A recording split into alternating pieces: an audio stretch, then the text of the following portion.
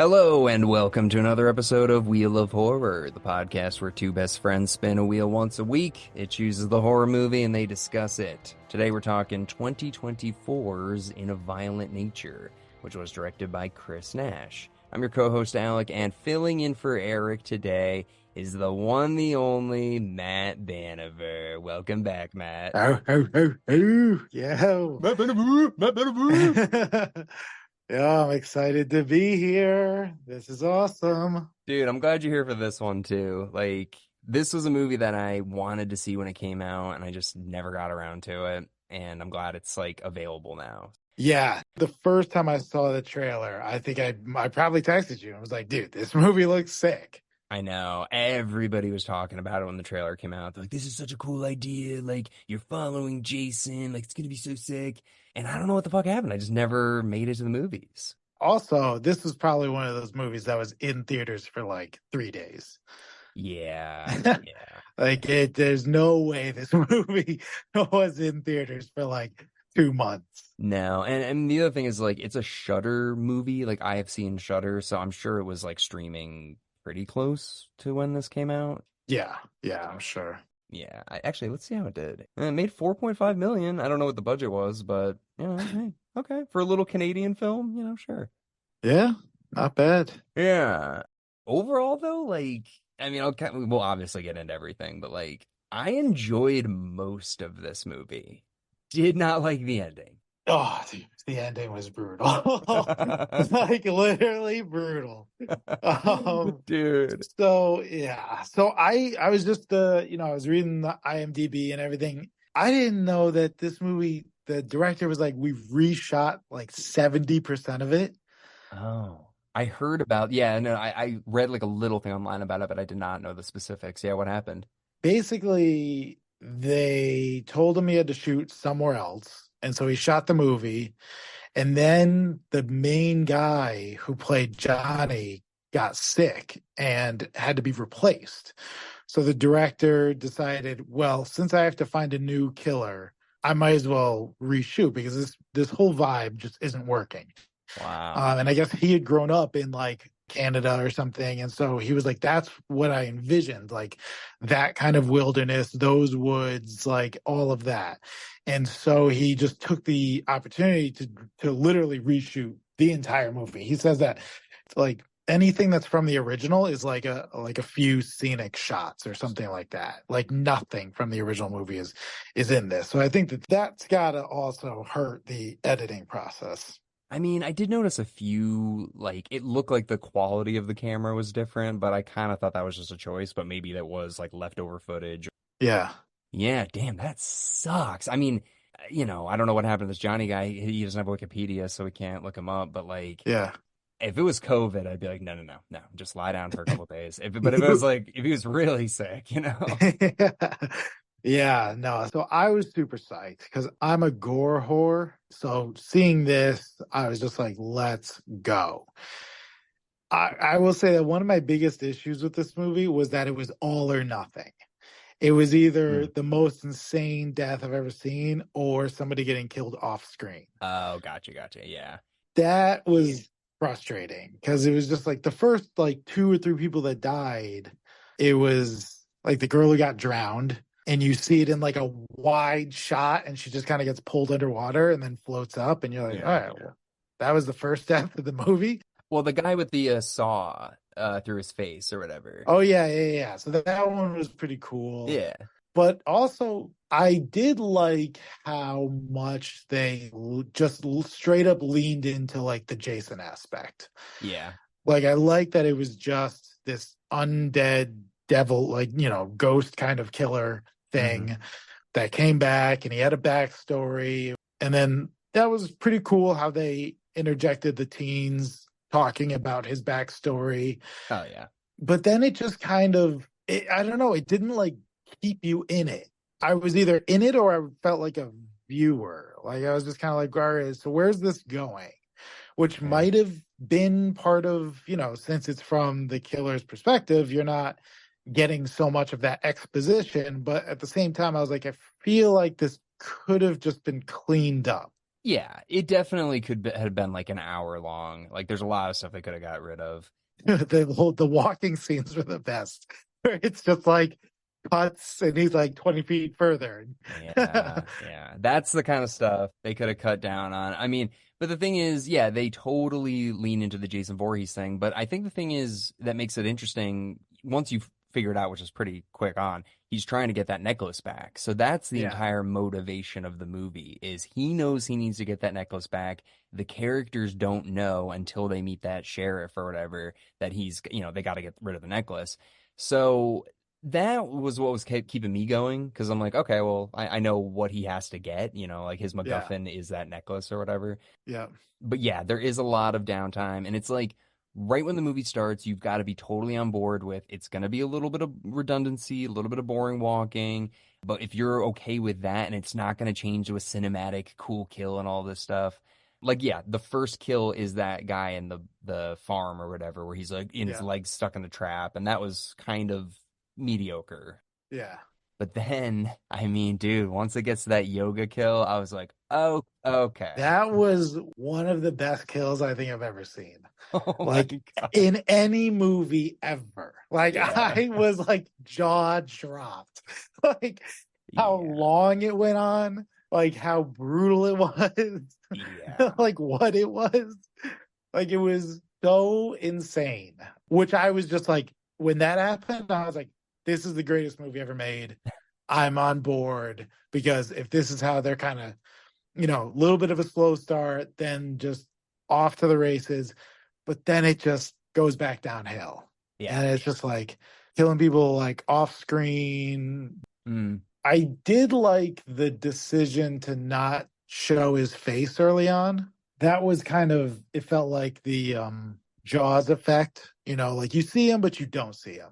Okay, that's what I was going to ask you, and we'll get into this a little bit more, but I'm curious. I liked his face. I thought it looked really good, and I agree that they shouldn't have shown the face straight off, but man, not crazy about the mask. I didn't love it. What were your thoughts on it? That was a weird choice. Yeah. And like also the way he like gets to the mask, like it made no sense that he like looked at this t-shirt, then dragged the body there. Like how do you know that that mask was in there? I don't know that. Yeah, it was just like, I don't know. I like you can see what they're trying to do, but it did not pay off because the mask. I just kept thinking of like Men of Honor, like Cuba Gooding Jr. in that like scuba suit trying to stand up and walk, and it just like did not look terrifying at all. Yeah, I wish that he got his weapons there, but he didn't wear a mask and just show the back of his head for most of the movie and then occasionally show his face to the audience. I mean, it's a way to save on makeup for sure, but Yeah, I didn't like it. yeah. It didn't add anything. It wasn't like they were like, oh God, it's Johnny because he's got the fireman mask. It was just Yeah. kind of like, what? Why is this guy walking weird and throwing axes at us? Yeah. Yeah, So really quick, back to the beginning of the movie, just like the thing that kicks all this off is there's a necklace in the woods and these teenagers or college kids or whatever, they find the necklace and they take it.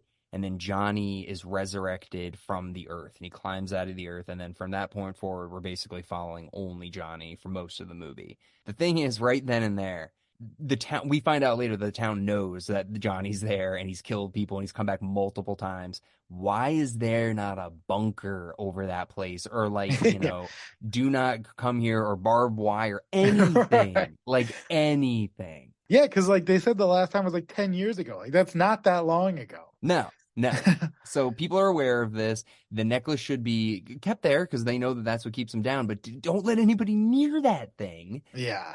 So that kicks it all off. Yeah, like fucking pour some cement on that thing and just like, yeah, leave them down there. Yeah, yeah. A couple of things that were dumb in this movie. We'll get more to them, but that was the first like, what the fuck are we doing? But I liked the first kill though, when because Johnny wakes up, walks to this random farmhouse, and this sheriff is arguing with this guy about setting up his bear traps in the woods, and Johnny just goes into the house and just kills this guy because he thinks he might have his necklace. He has a necklace, not his necklace, and then he just kills him. Yeah.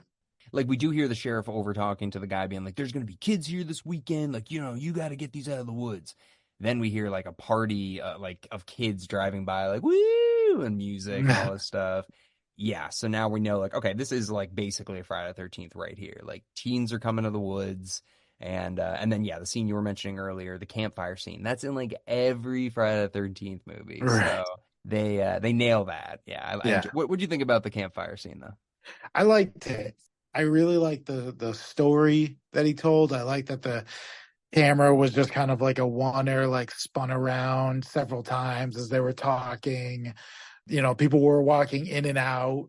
I think it played nicely in that you didn't really get attached to anybody, which didn't take away from this movie. The point of this movie being from the killer's perspective. Like, Yeah. at the end of the day, they were kind of nameless, faceless kids.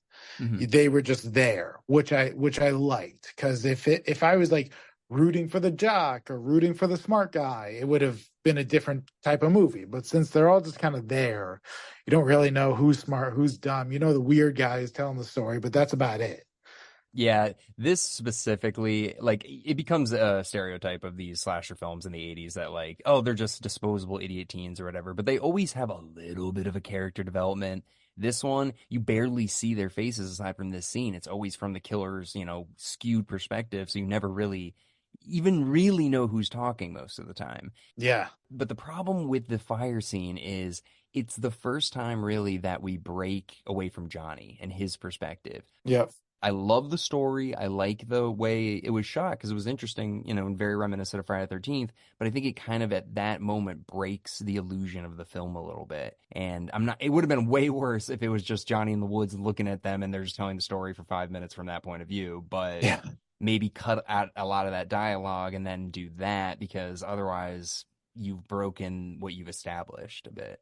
Yeah, no, I definitely get that. Yeah, I like that you can kind of see him in the background. I love the whole Yeah. bit where they're taking the picture and he's just in the background. Yep. Yeah, because that kind of puts you like back into it. But yeah, it was definitely like, I wondered if they were gonna switch back and forth between the kids and Johnny from then on out, but they don't really. No, they stick with Johnny for, I'd say, like 80% of the movie until the last fucking 20 minutes. But yeah, so most of it's with Johnny. Even the first opening shot where the kids are taking the necklace and they're talking, like Johnny's a couple feet underground below them, so it would make sense that he would hear this. Yeah, I did. I really liked all of those scenes where you're hearing people talk off to the side. Like, that felt very much like, oh, this is really what it would be like from the killer's perspective. Because in the trailer they say like from the killer's perspective, and I almost thought it was going to be like a video game, like you're like watching him like strangle people. Yeah. Which might have been cool, but it also might have been terrible, like that Hardcore Henry movie. Um, but Yeah. but I liked how they did it, kind of just there. But the conversations off to the side were like, yeah, if you are a killer, you're just kind of in and out of these conversations. You're not always going to hear them be like, oh, let's all sneak out the back or whatever. You're just getting glimpses of these conversations. Yeah, and it's cool because like Johnny understands what they're saying too. So like the Yeah. things, or he's like, I'm going to take a shit. So Johnny knows where he's going, to the outhouse. There's the other scene where they're talking. They like make fun of that kid's dad, and Johnny like crushes the car in his hand right when he says that, because it's like, oh, like my dad got fucked over too.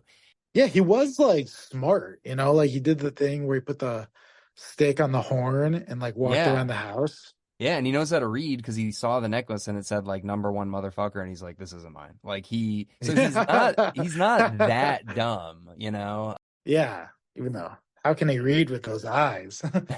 Yeah, he looks like he's horrible cataracts. Piranha, yeah, like piranha eyes. Yeah, so basically after they tell the story, they go to the cabin. Johnny follows them there. One kid sneaks off to go to the bathroom or whatever. He kills him in a way that I thought was pretty brutal, dude. Like, that must be the worst way to go. It's just a regular saw, and he like pulls it around a tree and pulls it through his lips all the way until it cuts his head off. Like, that Yeah. sucks. Yeah, it was pretty cool. So yeah, the guy's leaning up against the tree listening to music on his headphones, and Johnny's on the other side of the tree and just kind of like goes around his face with the saw and pulls it toward him. And yeah, it cuts off the top of his head from his mouth up. But I loved how it cut the headphones also. And so then you had his like Walkman or whatever playing music. Yeah, well, it was a cassette. They even said that too, because it was getting distorted the longer that he was getting dragged, and it wouldn't distort if it was an MP3 player. But they even say like, "Oh, why don't you show those girls your cassette? They'll be really impressed or whatever." So it's like, "Oh, that's pretty cool. That's why it's all fucked up." I like that aspect. So then he just kind of goes around killing a bunch of people, and then the scene where they get to the ranger guy, I loved that. Let's talk about the yoga scene though before we get to that though. Oh yeah. Because the yoga scene is where the movie it's probably the highest peak of the film, and you're just like, okay, and that you hope they sustain it, and they do a little bit, but then it just trails off. But yeah, dude, the yoga scene. This girl is doing yoga, looking over a mountain. It's like every girl on Instagram's dream. Well, first she's talking to the other girl, and they're like about to, I don't know, like fuck or something. And then she's like, "Oh, I'm gonna go do yoga like somewhere else." And she does, and then Johnny like walks up there and finds her doing yoga, and she's like, "Oh, I thought you'd like never come." And he's just like standing there. She screams, realizes she's on the corner of the mountain. And he's got these two huge hooks attached by a chain. And what did you think was going to happen? Yeah. I mean, I thought he was going to push her, but I'm like, that would have been so lame. But she should have jumped. Yeah, I thought, because you look at it's kind of like it's like an angled sandy mountain. Like she probably could have slid down it. Dude. But I thought she was going to try to jump and he was going to hook her and pull her back. Oh, that would have been good. Yes, and then just, like wail on her or something. But what happens is he takes one of the hooks. She looks out with her back to him, realizing, I'm going to die. He takes his hand with one of the hooks, drives the hook through her back and through her stomach. All the way, all the guts are coming around, like around his hand. Then while that thing's like coming through his stomach, she turns around. She's like gurgling up blood and whatever. Turns around to look at him. He takes the other hook, drives it through the top of her head, spins her back around, and then starts to pull the hook that was from her head, pulls her head toward her stomach. It zooms in on like her neck breaking, and like it's just pulling her head, and then he proceeds to pull her head through her stomach and out her back. And then she just like collapses there. Well, let me ask you, do you think that was more intense than the Terrifier 2 bedroom scene? No, definitely not. Okay, yeah.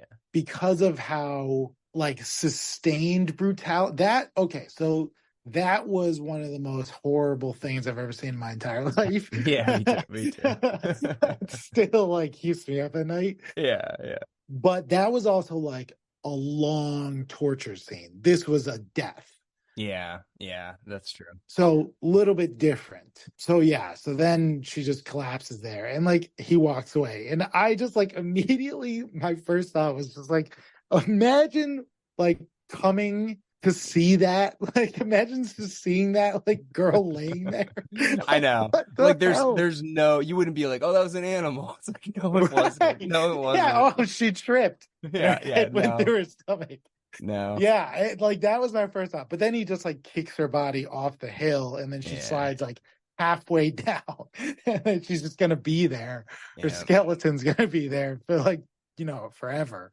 So that scene, I was just like, this is what I came for. Like, this is it. More of this. Because there were still like 5 people left. And I was like, let's go. This is it. Like, this is going to be the greatest thing ever. And then and then he just goes back, finds the other 2 guys. He puts the stick on the horn, draws one of them out. What does he do? So he draws the guy out, the guy comes out, and he's just like, come on, you asshole, like, I know you're here. Stabs him in the leg with his hatchet. Oh, yeah, by that time, the kids know that there's a killer out there. Yeah, because they all of their friends are missing, and they go to the ranger station and they find the first friend's body. Yeah, so by then they know that there's a killer out there. They're freaking out. The guy and the girl go off on like an ATV, leave two other guys there. Yeah, One of them comes running out. Johnny throws an axe at his leg. The other one comes out with a shotgun, shoots Johnny in the chest. Johnny falls down. yeah, And they're like, oh, we got to get away. They get away like off screen. Johnny sits up and then he whips an axe, to go off screen. yeah, And then the camera's like like an aerial shot, and he's walking toward them, and you see one of the guys has the axe through his head, yeah, and then the other one is just on his back, and Johnny picks up a rock, and from a very high aerial view, drops the rock, and his head explodes. yeah, So then it was just like, wait, what? We just had this crazy death, and now two people are dead, and yeah. it was like one off screen, one far away. So that was just kind of like, wait, oh no, this isn't what I wanted at all. It was such a sharp kind of decline in the deaths that was a bummer. No, it absolutely was. I guess the thing I was going to ask you earlier, it's kind of like, unfortunately, because this is a lower budget Shudder IFC movie, it's like you get quality versus quantity. Like Yeah. they're like, let's put it all into this one and the like axe cutting machine one that comes in a minute. Yeah. Like, and then the rest of them are like, yeah, we got to be creative and do what we can. Yeah. I mean, the head explosion one was decent. It was just kind of like, we've seen it before. Yeah. But dude, I mean, listen, I'm gonna say anybody that's seen a fucking any horror movie ever, you don't shoot him once with a shotgun. You shoot him once, he goes down, you put the shotgun into his mouth and blow his head off. And then you like Yeah. blow his legs off and his like, why do they always shoot him once? They're like, I think he's dead. Every time. Dude, it drives me crazy. Yeah, exactly. Especially someone who looks as wild as he does. Like he Yeah. looks like he escaped a fire. Like Yeah. his hands are enormous and covered in blood. Like Yeah. it definitely looks like you should do more. If it was a normal person, I'd be like, yeah, okay, one shot, he's probably fine. But this guy's like enormous. Right. He's wearing like a scuba mask. And yeah. I mean, that's the thing. Like, a shotgun should blow a hole through the middle of him, and literally, I don't even see any blood on this guy's chest. Like, his shirt Right. is still okay. So it's like, you Yeah. need to do more. Yeah, exactly. Yeah, lower that thing onto his chest or his face or both, and just keep firing. Yeah. Yeah, so then the two other ones come back, they get away. Johnny sees that the girl's wearing the necklace. They get away, they get to the ranger station, and they're fighting far away. The girl and the ranger and the guy are kind of arguing. And that's where you get a little bit more exposition. The Ranger's like, oh, yeah, this is Johnny. He's, undead. You took his necklace. You got to put it back. Like, that's where you get way more of the story, like a shitload of exposition then and there. Yeah, it's just reconfirming the story that they told at the campfire, basically. Yeah, you're just like, oh, shit. Yeah, this is wild. Yeah. So I like that. I like that you find out that he came back 10 years ago, like that this is like a reoccurring thing. Yeah. That was cool. Yeah, and it's like a lineage thing. It's just like my father put him down. Like my great grandfather was at the facility or whatever where Johnny's was murdered and all this stuff. So it's cool. Yeah, it is cool. Yeah, because it's not just kind of like, holy shit, what is this crazy thing? They know. Yeah, like this is just like the crazy homeless guy. That's why it's more annoying that there's not like a castle built around his grave. Right.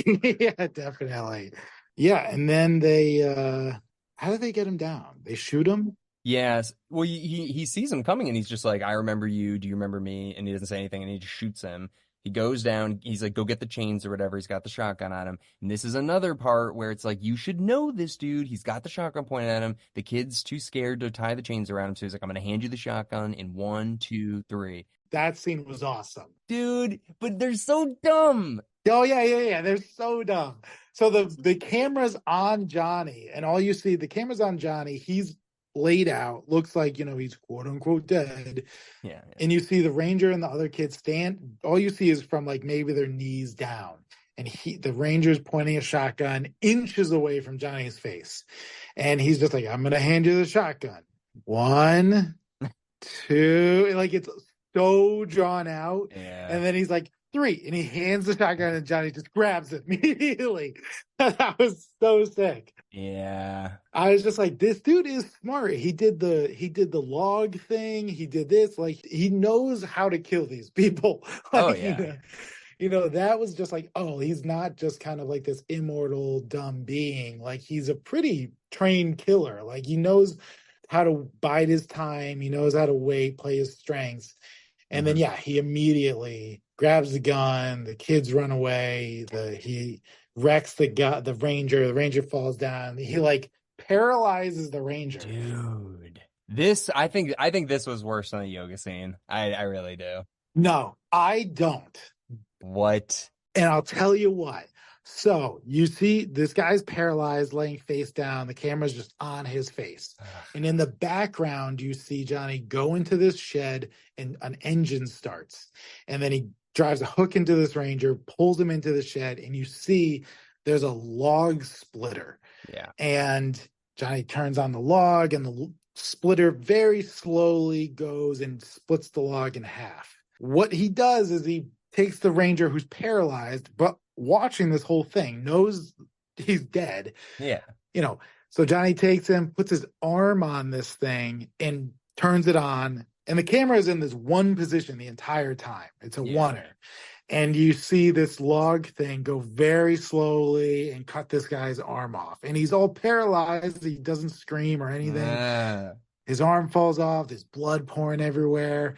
And then Johnny picks him up and puts his head on the thing, turns it on again. The log splitter comes and cuts his head off. Yeah. Now, here's what my issue is. As soon as I saw that log cutter, I was like, he is going to lay this guy on this thing and split him ass to mouth. That's what I thought. And that's what I was so ready for. As soon as I saw that log thing, I was like, this dude is about to get his shit rocked. Yeah. And I was like, okay, cool. I'm kind of like what you were saying. Like, they're going to go big on these 2 big kills, the yoga person and this, and they're going to lay him down. And this thing, first of all, I thought it was going to go much faster. So I thought he's just going to put his crotch up against this thing, his head against, and just fire this thing down his ass and split his spine and his head. I was so ready to just like stand up and scream.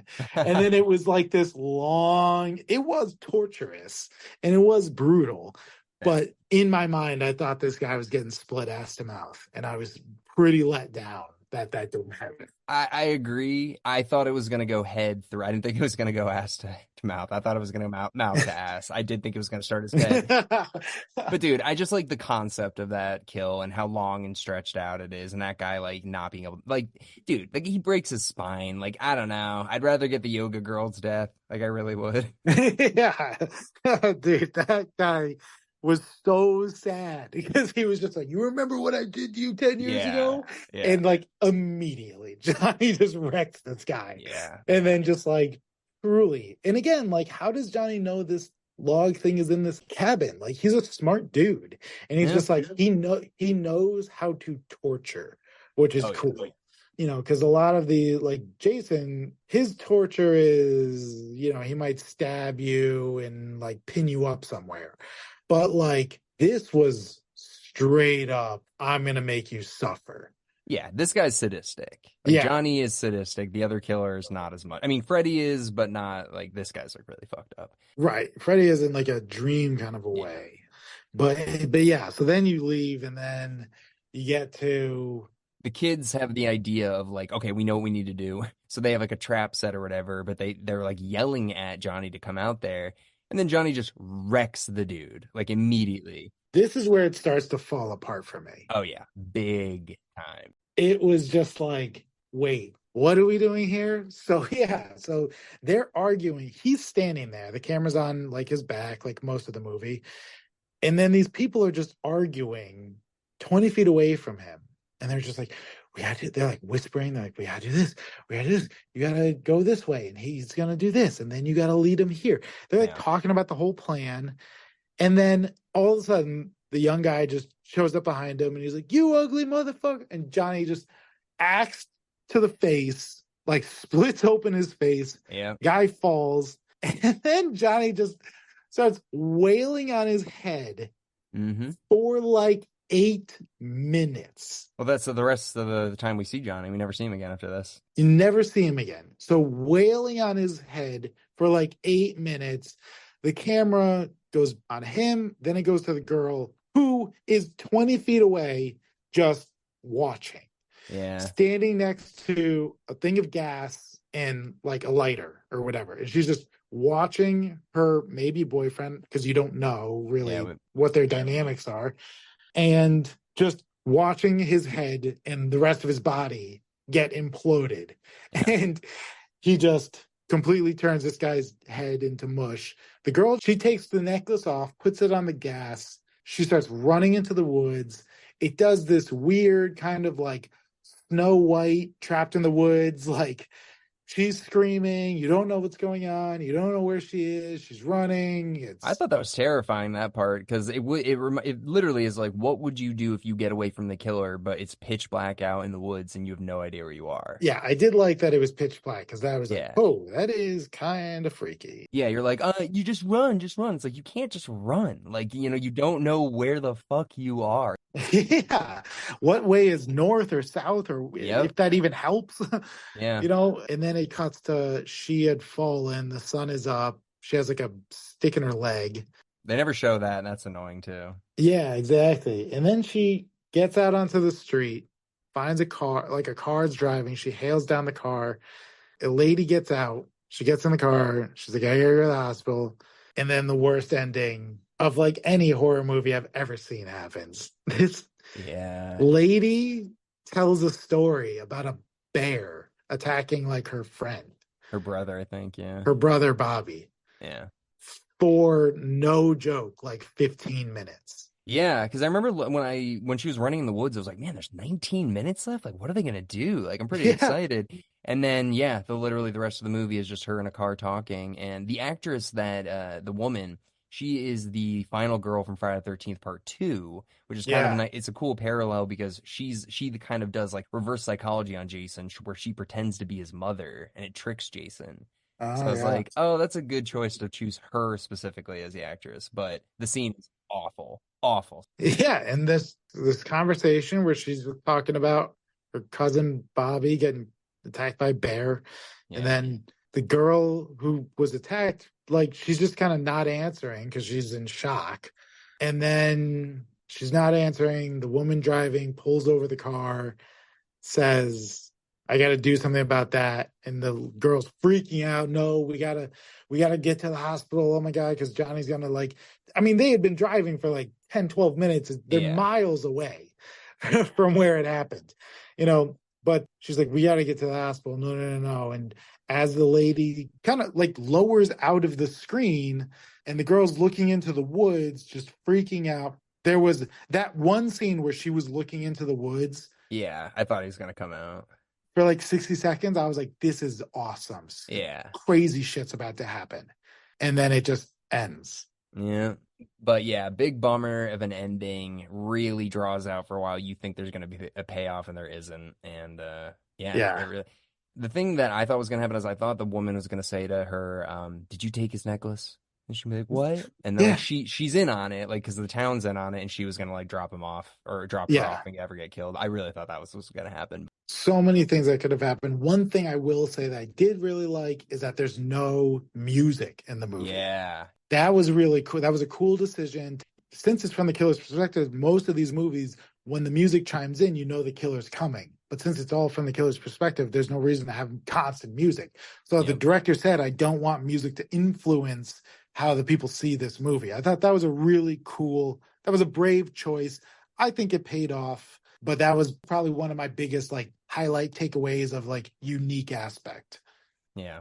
But I think it's worth checking out. It's not revolutionary, but you can see where the concept is cool, and hopefully something in the future can kind of like make it more grandiose. I don't know. Yeah, maybe if they do like a part 2, almost like that last one we did with that crazy guy with the chainsaw or whatever, where the second one was so much better than the first one. I don't even know. I don't know. Carnage 2, Shane, whatever the last movie I was on the podcast for. Friday 13 Part 5? No, with somebody with in a bayou. There was like this big black guy. Oh, Hatchet. Yeah, Hatchet 2. Yeah. Something like that. I don't know.